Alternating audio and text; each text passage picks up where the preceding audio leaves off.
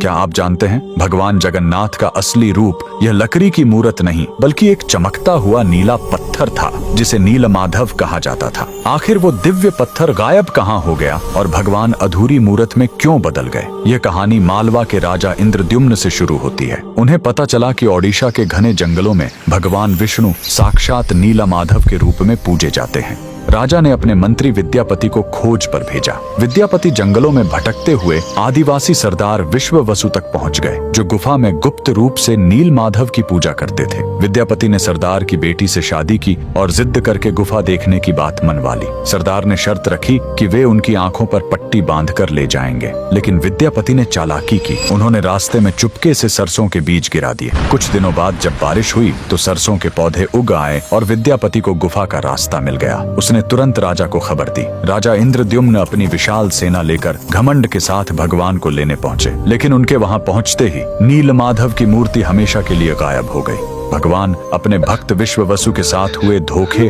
और राजा के घमंड से नाराज थे। राजा ने रोकर माफी मांगी और अन्न जल त्याग दिया। तब आकाशवाणी हुई, मैं अब उस पत्थर के रूप में नहीं मिलूंगा, अब मैं समुद्र तट पर एक लकड़ी के लट्ठे के रूप में आऊंगा। कुछ समय बाद पुरी के समुद्र तट पर एक विशाल अद्भुत लकड़ी का लट्ठा तैरता हुआ आया। राजा समझ गए कि यही भगवान का नया रूप है। उन्होंने तुरंत आदेश दिया कि इस पवित्र लकड़ी से भगवान की मूर्ति बनाई जाए, लेकिन समस्या यह हुई कि वह कोई साधारण लकड़ी नहीं थी। जैसे ही राज्य के बड़े बड़े कारीगर उस पर छेनी हथौड़ा चलाते, उनके औजार ही टूटकर बिखर जाते। उस दिव्य लकड़ी पर खरोंच तक नहीं आ रही थी। तब स्वयं भगवान विश्वकर्मा एक बूढ़े शिल्पकार के रूप में आए। उन्होंने कहा, मैं इससे मूर्ति बनाऊंगा, लेकिन मेरी एक शर्त है, 21 दिनों तक कमरा बंद रहेगा। अगर बीच में दरवाजा खुला तो मैं काम छोड़कर चला जाऊंगा। राजा मान गए। 15 दिनों तक अंदर से छेनी चलने की आवाज आती रही, लेकिन फिर सब एकदम शांत हो गया। रानी गुंडिचा को लगा कि बूढ़ा शिल्पकार शायद अंदर मर गया है।